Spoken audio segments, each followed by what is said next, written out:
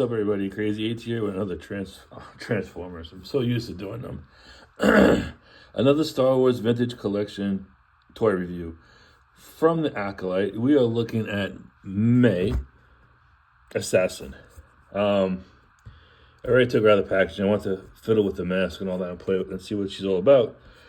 But I did pretty good. Could do better. One of these days I'm going to do it better.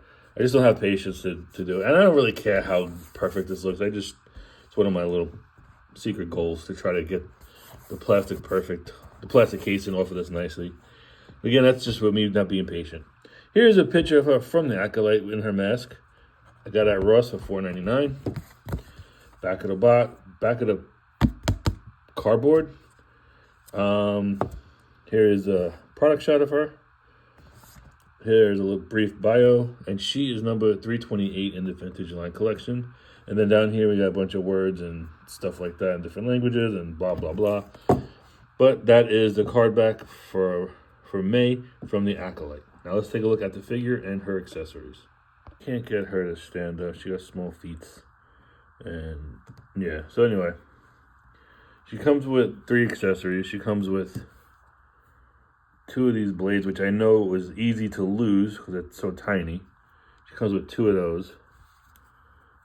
Let me take those off my hands right now. And then she comes with this mask. Let's take it off real quick. And this is the mask. My big fat fingers could show it, covering it up mostly. But yeah, there's the mask. And it just clips on. It just clips onto her face, and it just dropped it. It clips onto the back of her face. So those are the accessories. Now let's get into the figure itself. Now the figure, she has a little cloth good cape. That's a nice, and the hood is nice. If you just gotta play with it to get it on there. Let's see if I could get it on there. It was better before I took it off, but yeah, so you could do that.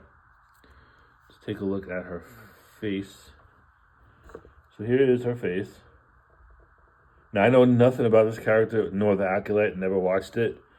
I just know about all the hate that the Acolyte is getting. But I never watched the show itself, so I have nothing. I bought it yet because she was only $4.99. I'm just being honest of why I got the figure. But it is, I actually do like it's got a lot of detail on her outfit though. It really does. Could probably take off alright, yeah, I could take this off. Let's derobe her and see what she's all about without the robe. There we go. It's not a bad look. It really isn't a bad looking figure. But I'm looking on the belt. I don't think there's any weapon storage for her blades on the belt itself.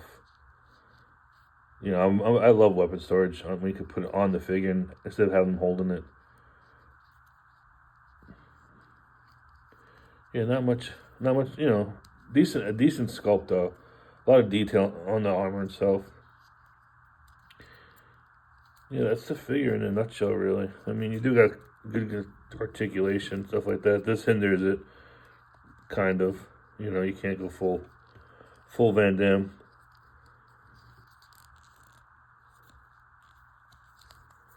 Just looking at, I'm not trying to be a pervert or anything. Seeing what it looks like she's got like the same pants as Balin Skull had on his. Interesting. But yeah, typical vintage collection articulation on these figures. I really don't get into articulations. Not that type of video. Anyway, that's the figure. Here she is with the mask on. Gotta get it.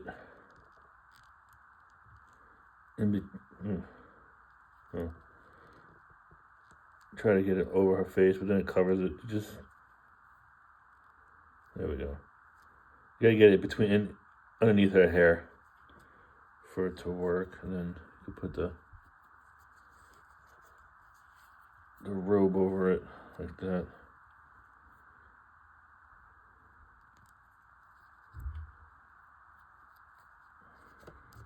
There we go. I'll try to straighten it up and clean it up. Yeah, let's see if we get it on right. Let me fix this really quick. Here she is with her weapons, which she holds pretty well. With the hood over her, covers her face up completely if you do it like this. Which isn't bad. I mean, she was supposed to be like, she is an assassin, right? Gotta cover up the face to, can't be spotted. But yeah, very, very simple figure. I guess that's why it's on clearance, and it's at Ross because not much about it. And there's a lot of hate for the Acolyte. Ooh, I got a stand. Anyway, let's do some comparisons, if I could. Since I can't get her to stand, we'll do it like this. So here she is with Dr. Afra. If I hack up her name all the time. But yeah, you can see, at least, let's see if I can get him to stand up. Size-wise, back to back, they're almost the same height. He's with Ahsoka. Just have to stand them up myself. And yeah, they're tiny. They're both tiny figures. Not as tiny as Grogu. He is probably one of the smallest ones I got. he is easily he's probably gonna be lost. Finally, here she is, probably one of my taller ones, which is Chewie. You can see how, yeah, she's up to his chest. So yeah, he's a pretty beefy look. He's probably him or Chrysanthemum, as his name is. It's probably the two tallest ones I have. So that was my look at May from the Acolyte. Don't know much about this figure. I'm gonna be totally honest. I bought it because it was only $4.99 at Ross. That's why I picked her up. But the detailing is really good. The Vintage Collection is always on point with their detail and their sculpts and their articulation. She comes with 2 daggers and a face mask.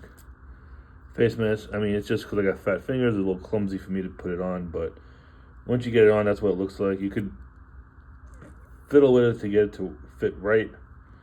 Robe does come off. It's nice cloth goods. For some reason, sometimes the cloth goods doesn't sit well. I don't know.